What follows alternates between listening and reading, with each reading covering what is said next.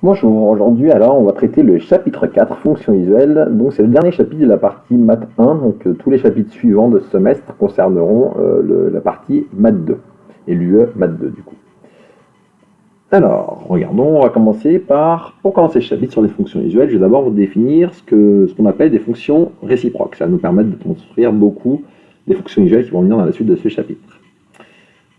Alors, un gros théorème ici qui vous dit les choses suivantes. Donc, je considère I un intervalle de R et F une fonction qui va être définie, continue et surtout strictement monotone sur cet intervalle I. Je vais noter J l'image de cet intervalle I par F. On dit alors que F est une bijection de I sur J et les résultats sont les suivants.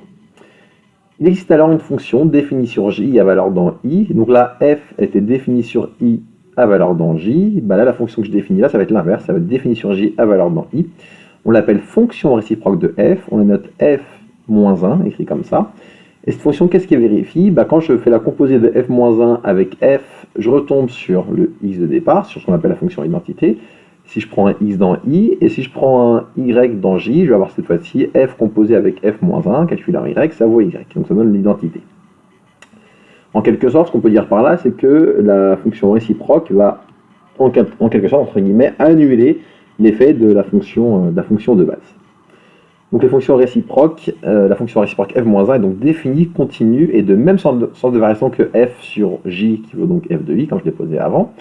La remarque, même sens de variation, ça veut dire que si à la base, ma fonction f était strictement croissante, la fonction f-1 sera également strictement croissante. Si à la base ma fonction f était strictement décroissante, ma fonction f-1 sera également strictement décroissante.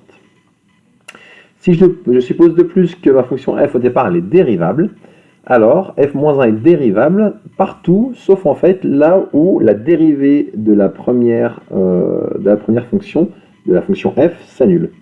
Et cette dérivée est alors donnée par la fonction suivante, f-1' calculé en un point y0, c'est 1 sur f' de f-1 de y0. Alors je vous rassure tout de suite, vous n'avez pas forcément besoin de bien avoir ce théorème, de le connaître par cœur. Ce théorème va nous servir pour démontrer, et je ne suis pas sûr qu'on le fasse là dans ces vidéos-là, comment on va trouver les différentes dérivées dans les chapitres, dans la suite de ce chapitre, mais en pratique, vous n'aurez pas besoin de connaître ce théorème. Et donc on passe à la suite, et donc attention, première remarque, il ne faut surtout pas confondre la fonction réciproque f-1 avec la fonction inverse 1 sur f. Attention, c'est pas du tout la même chose. C'est un piège classique, mais il faut faire gaffe, c'est pas du tout la même chose. Du coup, du théorème précédent, on déduit que si f' ne s'annule jamais sur i, on peut écrire la notation raccourcie ici avec les ronds. La dérivée de f-1, c'est 1 sur f' rond f-1. Mais encore une fois, comme je vous l'ai dit, rassurez-vous, vous n'avez pas besoin de bien connaître tout ça par cœur. C'est pas forcément ça que vous avez besoin de maîtriser pour bien réussir votre DUT. Ce qui peut être bien d'avoir en tête, c'est qu'en fait, si on se passe d'un repère orthonormé, la représentation graphique d'une fonction réciproque f-1, comment je l'obtiens? En faisant le symétrique de la représentation graphique de la fonction f par rapport à la droite d'équation y égale x. Donc c'est bien visuellement d'avoir ça en tête. Du coup, si vous connaissez bien la courbe représentative de votre fonction f, pour avoir celle de f-1, il faut juste faire une symétrie donc, par rapport à la droite de l'équation y égale x.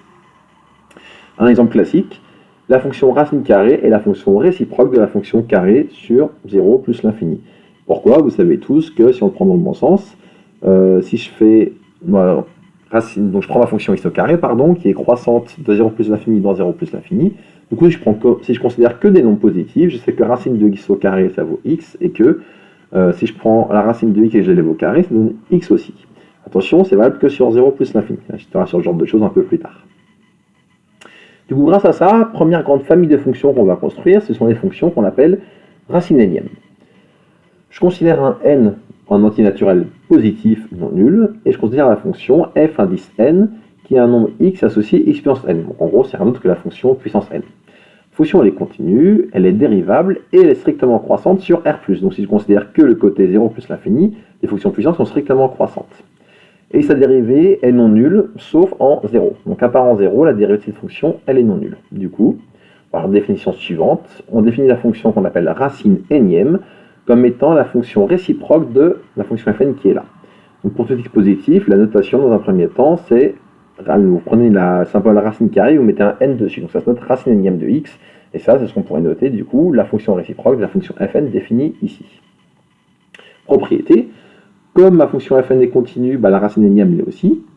Comme la fonction fn est dérivable, la fonction racine énième l'est aussi, mais attention, sur r plus étoile, parce qu'en 0, on a vu que la fonction puissance x puissance n, sa dérivée s'annule.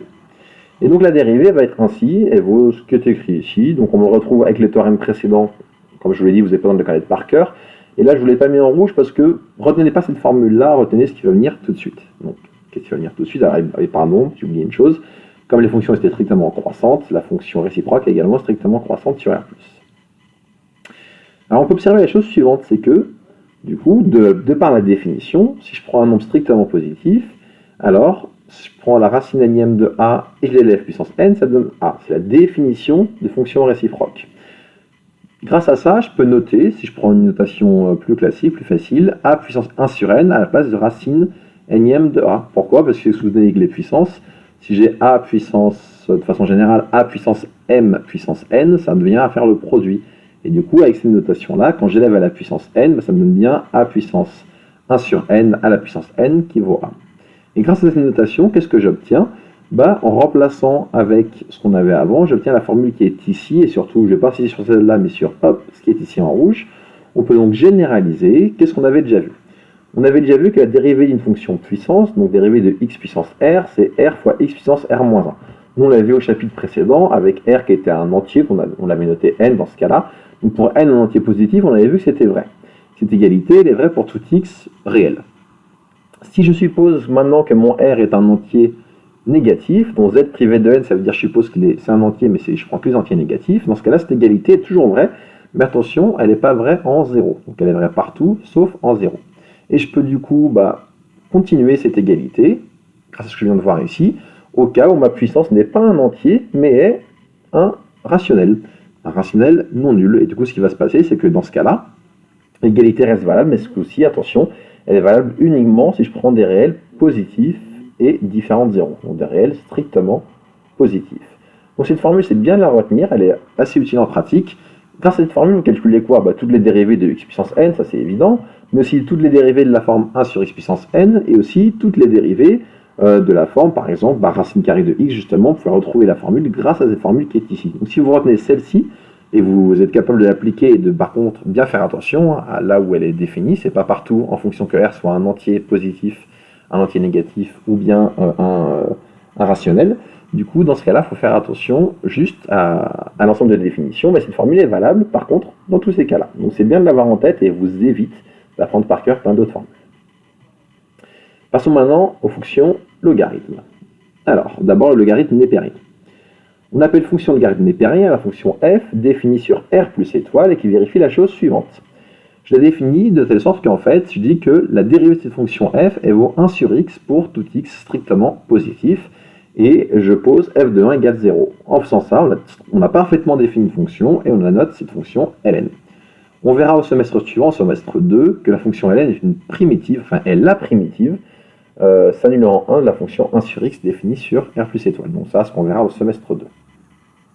Et on écrira à ce moment-là que ln de x peut s'écrire sous la forme intégrale de 1 à x de 1 sur t dt. Bon, ça je ne reviens pas trop dessus, je n'insiste pas trop là-dessus, ce qu'on verra au semestre suivant. Propriété, la fonction ln est dérivable de par sa définition, et donc continue sur r plus étoile, et donc on a dérivée de ln de x, où l'hermie là c'est 1 sur x. Il faut bien connaître ça par cœur, cette dérivée. La fonction ln est strictement croissante, tout simplement parce que sur r plus étoile ça c'est positif, donc ma fonction est croissante. La dérivée positive, donc la fonction est croissante. Et j'ai les formules suivantes. Pour tout AB dans R plus étoile, ln du produit A fois B, ça vaut ln de A plus ln de B. Grâce à ça, j'ai d'autres propriétés qui arrivent, qui sont que ln de 1 sur A, ça va valoir moins ln de A, ln de A sur B, ça va valoir ln de A moins ln de B, et ln de x puissance R avec R rationnel, ça va valoir R ln de x. Donc il est bien d'avoir ces formules en tête. Et pour le coup, je vous les redémontrer dans une vidéo qui s'appellera DEM1, pour que vous voyez d'où ça vient et que vous voyez que ça ne vient pas de nulle part.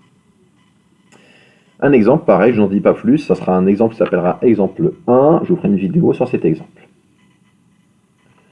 Théorème. Alors, si je veux calculer la limite du ln de x en plus l'infini, ça va être plus l'infini, et quand x tend vers 0 plus, ça va être moins l'infini. Je vais vous faire pareil, une petite démonstration de cette limite, ça s'appellera DEM2, donc je vous démontrerai d'où ça vient, pareil, pour que vous voyez que ça ne vient pas de nulle part.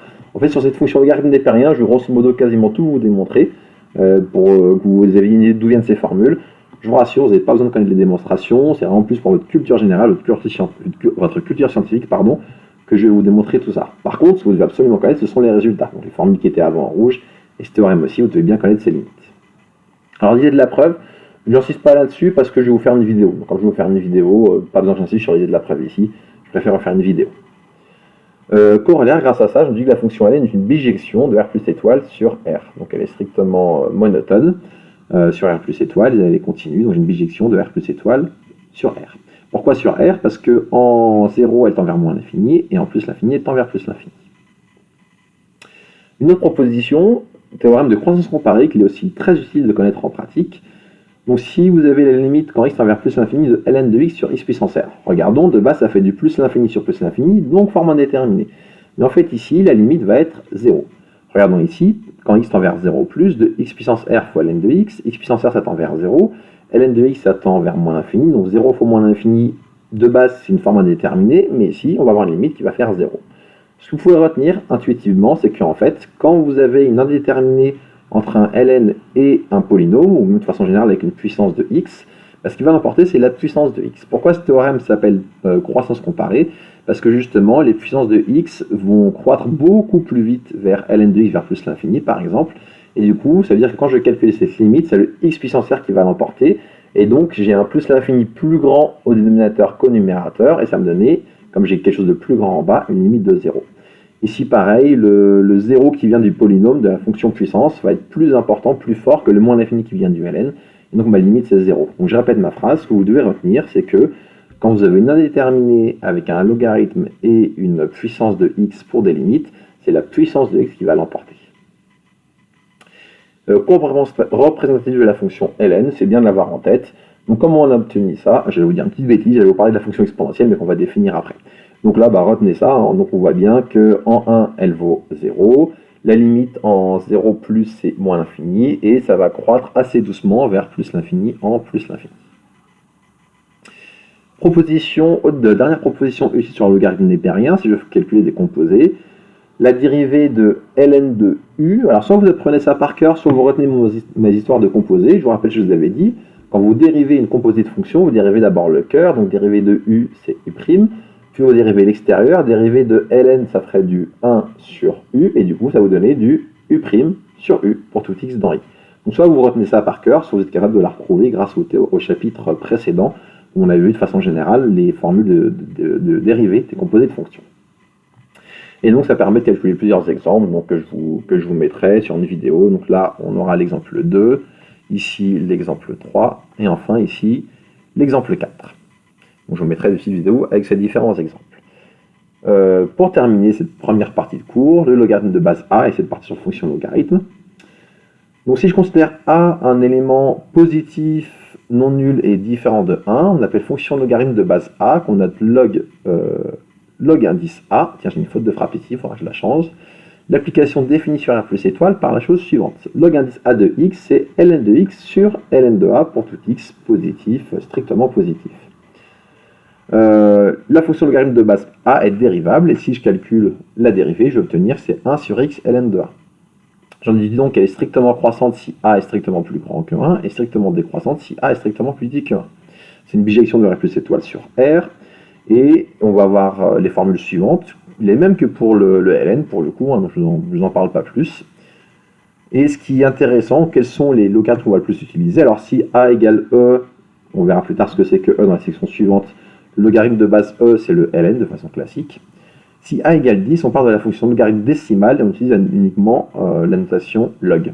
Donc c'est pour ça que je vous ai parlé de ça. Les logarithmes de base A qu'on va utiliser, nous, enfin surtout vous dans d'autres matières parfois, c'est le logarithme de base 10 qui se note log.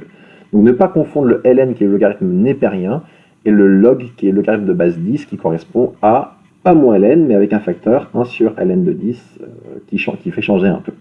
Donc ce sont les deux grands ln qu'on connaît, enfin pas ln pardon, mais les deux grands logarithmes, le logarithme népérien, celui qu'on utilisera beaucoup en maths, et vous avez aussi donc le logarithme log décimal quand a égale 10. Ça termine cette première partie, et on fera donc dans une deuxième vidéo, on fera la deuxième partie de ce cours, on commencera avec les fonctions exponentielles.